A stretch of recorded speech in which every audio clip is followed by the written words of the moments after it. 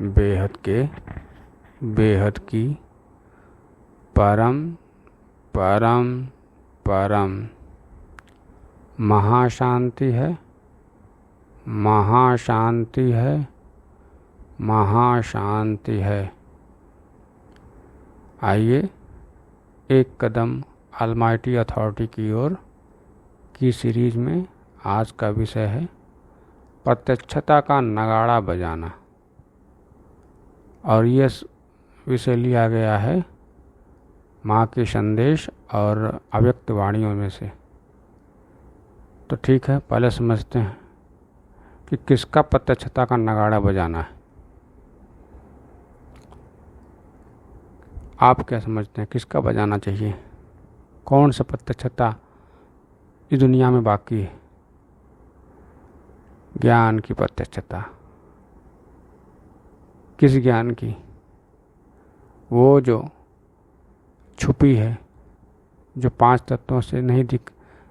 तत्वों के साधन से नहीं दिखता है, शरीर से नहीं दिखता है, शरीर की लिमिट के बाद जो है, शरीर के हद के बाद जो है, स्थूल शरीर के बाद जो है, फिर कारण शरीर के बाद जो है, फिर सूक्ष्म शरीर के बाद जो है, उस ज्ञान की प्रत्यक्षता।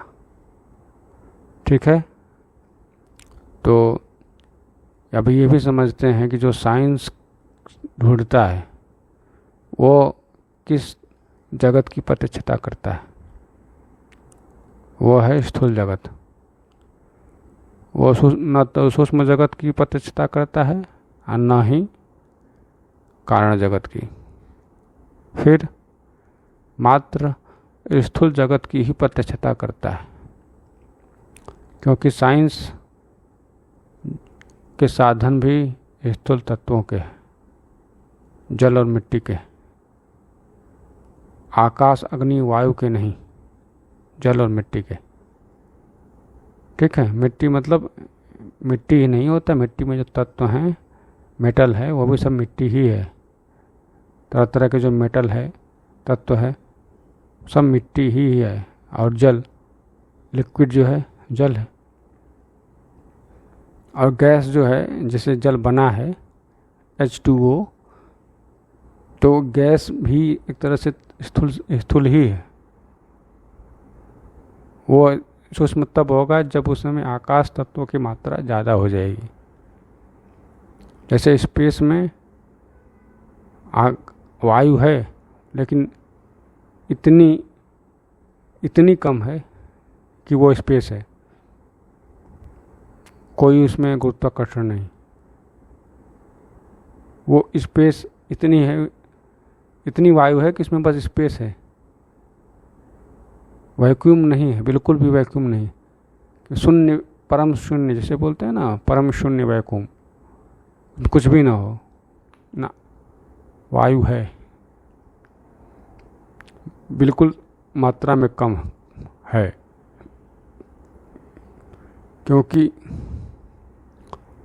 क्योंकि वो स्थूल का ही है, स्थूल तत्व में ही है ये सोलर सिस्टम, इसलिए तो दिखता है। स्थूल चीज़ें जो होंगी वो होगा, वो दिखेगा इन आँखों द्वारा, या किसी इन साधन द्वारा जो बने हैं साधन, टेलीस्कोप, सूक्ष्मदर्शी, दूरदर्शी। टेलीस्कोप होता है, एक होता है सूक्ष्मदर्शी, माइक्रोस्कोप। तो इन सबको देखने के लिए जो साधन बने हैं वो भी स्थूल तत्व के ही हैं। ठीक है, तो अब प्रत्यक्षता किसका करना है, किसका होना है? ज्ञान का। कौन से ज्ञान का? यही कि स्थूल तत्व को जो दिख रहा है वो तो सही है, वो तो समझ में आ रहा है। जो नहीं दिख रहा है उसका क्या अर्थ, उसमें क्या है, कैसे जाना जाए कि क्या है? और जो अभी स्थूल में देखना भी बाकी है, क्योंकि हमारे पास वैसे यंत्र नहीं है जो पूरा सब कुछ दिखा सके। तो इसका क्या अर्थ है? जैसे अब सोलर सिस्टम, हमारा यंत्र बढ़ा, सोलर सिस्टम में अपना धरती को देखा, ये हमारी धरती है सोलर सिस्टम में। फिर उसके बाद चंद्रमा पे अध्ययन करने के लिए यंत्र गए, चंद्रमा को भी देखा, परख रहे हैं। फिर मंगल पर भी यंत्र गए हैं, मंगल को भी परख रहे हैं। यंत्र गए हैं, देखे हैं पहले, बहुत पहले उनको देखा गया है, बहुत पहले उनकी यंत्र से परीक्षण हो रहा है अब। तो इसका मतलब यह है कि वहाँ पे उसका ज्ञान के क्षेत्र में ज्ञान बढ़ रहा है, विकास कर रहा है विज्ञान। और विज्ञान भी वही विकास कर रहा है जो स्थूल तत्वों में है। समझ में आया? क्लियर हुआ? ठीक है। तो अब क्या करना है कि वो स्थूल तो हमारे सोलर सिस्टम में है, तो क्या दूसरे सिस्टम में भी है स्थूल तत्व? बिल्कुल है, तभी तो दिखते हैं दूसरे तारे दिखते हैं। अगर आपके पास और कोई क्लियर वाला दूरबीन आ जाए तो उस तारे के चारों ओर घूमने वाले ग्रह भी दिखेंगे। और साइंस वाले वही ग्रह ढूंढ रहे हैं आगे के जीवन जीने के लिए। मतलब आगे का अगर कोई भविष्य होगा, यहाँ का भविष्य पता नहीं क्या होगा, लेकिन आगे कहीं एक्सो प्लेनेट पे जाना पड़ा, एक्सो प्लेनेट जिसे बोलते हैं, मतलब किसी और सोलर सिस्टम के किसी और प्लेनेट पे, ग्रह पे, तो जब जाना पड़ा तो वो ग्रह होना भी चाहिए। तो ऐसे ग्रह खोजे जा रहे हैं, मिले हैं, ऐसा नहीं कि नहीं मिले हैं, लेकिन वो एग्जैक्ट पृथ्वी जैसा हो वो थोड़ा मुश्किल है, लेकिन ग्रह मिले हैं। तो ये कैसे मिले? यह स्थूल साधन से, क्योंकि वो स्थूल में है तो स्थूल साधन से ही देखा। लेकिन क्या स्थूल ही बस है? साइंस तो स्थूल खोज लिया, लेकिन शास्त्र और दिव्य दृष्टि जिनके पास है, मेरे दादाजी, उन्होंने सूक्ष्म और कारण जगत, निराकार जगत को भी देखा। और वो हूबहू शास्त्र के अनुसार चले, शास्त्र के अनुसार बता रहे हैं कि ऐसा हुआ और ऐसा है, ऐसा ही चलता आ रहा है ज्ञान जो शास्त्र में था। जैसे शिव ने रचना की ब्रह्मांड की, तो शिव सबसे पहले आकारी रूप में आए, शिव शक्ति बनकर शिवपुरी में। फिर शिवपुरी में आदि शक्ति ने ब्रह्मा विष्णु महेश की रचना की। फिर विष्णु जी ने अपने ही रूप से प्रकृति निकाली, माया। क्यों? क्योंकि उनको पालन करना है, उनको संसार को चलायमान रखना है, चलता रहे। अगर माया क्रिएट नहीं होगी तो संसार नहीं चल पाएगी। विचार कीजिए, अगर माया क्रिएट ना हो तो संसार चलेगा? तो संसार को चलाने के लिए माया थी, लेकिन आज संसार फंस गया है उसी माया में,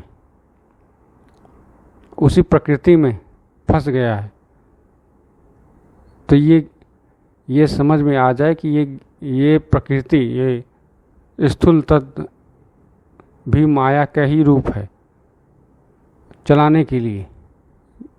फिर उसके बाद ब्रह्मा जी ने सृष्टि की रचना की। कैसे की? अपने जैसे 7 ऋषियों को बनाए। वो ऋषि परम पुरुष थे, न कि देवता भी नहीं। देवता तो बाद में परम पुरुष ने जब रचना की, जैसे बोला जाता है ना कि कश्यप ऋषि के पुत्र हैं देवता, और राक्षस भी उन्हीं के, असुर भी कश्यप ऋषि के, और असुर भी। अदिति उनकी माता हैं सूर्य की, और दिति माता हैं असुर की, हैं पिता कश्यप ही, शास्त्रों में ही है। ठीक, तो ये ज्ञान समझ में आ गया। ये ज्ञान उनके लिए शास्त्रों के अनुसार।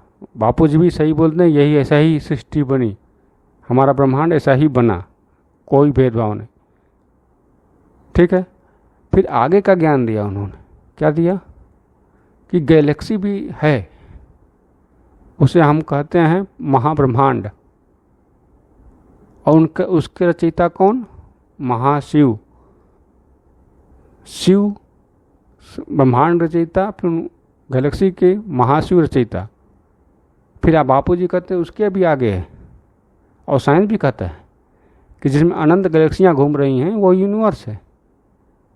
और बापू जी कहते हैं वहाँ वो यूनिवर्स साइंस के अनुसार है, लेकिन शास्त्रों के अनुसार वो परम महाब्रह्मांड है, परम महाब्रह्मांड। तो परम महाब्रह्मांड का रचयिता कौन? सिंपल बात है, परम महाशिव, परम महाशिव। फिर साइंस अभी यूनिवर्स को ही समझ पाया है, लेकिन कल्पना कर रहा है कि पैरेलल यूनिवर्स है। तो पैरेलल यूनिवर्स क्या है? पैरेलल बापू जी के अनुसार भी दिव्य दृष्टि से देखे हैं, वो पैरेलल यूनिवर्स भी हैं, जिसे वो universe gate universe gate gate universe gate gate gate universe की कहानी बताते हैं कि ऐसे ऐसे यूनिवर्स हैं। फिर साइंस माध्यम करता है कि मल्टीवर्स का। तो बापूजी ने बताया कि हाँ मल्टीवर्स भी है, जो कि G17 के बाद, ग्रेट 17 के बाद उसका नंबर आता है, परम महाग्रेट 17 बार, फिर परम महाब्रह्मांड 17 बार परम, फिर महाब्रह्मांड को मल्टीवर्स कहते हैं। तो ये ज्ञान कि ये 101 कला का ज्ञान ब्रह्मांड है। उसके बाद एक पीढ़ी शुरू होता है, पहली पीढ़ी वहाँ शुरू होता है, फिर उसके बाद 101 पीढ़ी, 1001 पीढ़ी, 11,000 पीढ़ी, फिर उसके बाद बेहद की कला, बेहद की पीढ़ी। ये पहले ये ज्ञान प्रत्यक्ष पहले होगा, ये ज्ञान, फिर इस ज्ञानदाता प्रत्यक्ष होगा। तो प्रत्यक्षता का नगाड़ा यही है कि जो ये ज्ञान समझेगा कि साइंस भी वही कह रहा है जो बापूजी ने कहा, या जो बापूजी आगे का बताए हैं वो साइंस भी वही ढूंढ के निकालेगा, अगर उसके पास वो साधन मिल जाएगा, वो साधन बन जाएगा उन परम तत्वों के, तो वो भी वही ढूंढ के निकालेगा। इसका मतलब ये है कि जो बापूजी ने ज्ञान दिया वो अक्षरशः सत्य है, लेकिन कुछ लोग अपना दिमाग लगाएंगे, कहेंगे कि जब बापूजी इतना देख रहे हैं, जान रहे हैं, तो बताएं ना मंगल ग्रह पे पानी या मंगल ग्रह के तत्वों का क्या कॉम्बिनेशन है। तो मैं बता दूं कि बापूजी ने बताया है कि मंगल ग्रह पे पानी तो है, लेकिन वो अंडरग्राउंड है, ठीक है। और तत्वों का कॉम्बिनेशन वो साइंटिस्ट नहीं है कि साइंटिस्ट की भाषा में बताएंगे। बापूजी साइंटिस्ट नहीं है कि साइंटिस्ट की भाषा में बताएंगे साइंटिस्ट क्या बोल रहे हैं, लेकिन हाँ उन्होंने बता दिया है कि उसको अंडरग्राउंड वाटर है, तो उसे अगर आप खोजना चाहेंगे तो खोज पाएंगे। उन्होंने बता दिया कि वहाँ पे जीवन भी है, लेकिन वो सूक्ष्म में, स्थूल में मिलना मुश्किल है, सूक्ष्म में जीवन है, मतलब मरणोपरांत लोग वहाँ पे मिलेंगे, ठीक है। तो ये तो बस अपनी ब्रह्मांड का है, लेकिन इसके बापूजी ने तो एंड्रोमेडा गैलेक्सी के बारे में भी बता दिए हैं, वहाँ पर भी जीवन है, वहाँ पर भी तरह तरह के ब्रह्मांड हैं, और 5 कला के ही नहीं, 5 तत्वों के ही नहीं, कई तत्वों के कॉम्बिनेशन है। उनका वीडियो है, आप उनके चैनल पर जाकर देख सकते हैं, ठीक है। तो पहले वो ज्ञान प्रकट होगा, ये ज्ञान बेहद का ज्ञान, कि बेहद की कला का ब्रह्मांड तक का ज्ञान, अलमाइटी अथॉरिटी तक पहुंचने का ज्ञान प्रत्यक्ष होगा। फिर उसके बाद ज्ञानदाता प्रत्यक्ष होगा। कौन ज्ञान दिया, ये कहाँ से आया ये ज्ञान, यह सारे सवालों के जवाब आपको मिल जाएंगे। यही है ज्ञानदाता, कौन है ज्ञानदाता, ठीक है। तो प्रत्यक्षता का नगाड़ा इसी को बजाना कहेंगे, जब ज्ञान प्रत्यक्ष हो जाएगा सब मानेंगे कि यही अंतिम सत्य ज्ञान है, इससे ऊपर सत्य नहीं। तो और ये ज्ञान जो दिया है वही ऑलमाइटी अथॉरिटी है। तो तभी ज्ञान प्रत्यक्षता का नगाड़ा बजेगा। ठीक है, आज का बस इतना ही। तब तक के लिए बेहद की परम परम परम महाशांति है, महाशांति है, महाशांति है। बेहद की परम शांति सोचो, बोलो परम शांति। Join us daily for our morning live meditation, Monday to Saturday, 5:30 to 6:30 a.m. Join us daily for live meditation, 10 p.m. to 11 p.m. on YouTube Live. Subscribe now. Website www.paramshanti.org. Email us anant@paramshanti.org. Like, share, subscribe. Join today. बेहद की परम शांति सो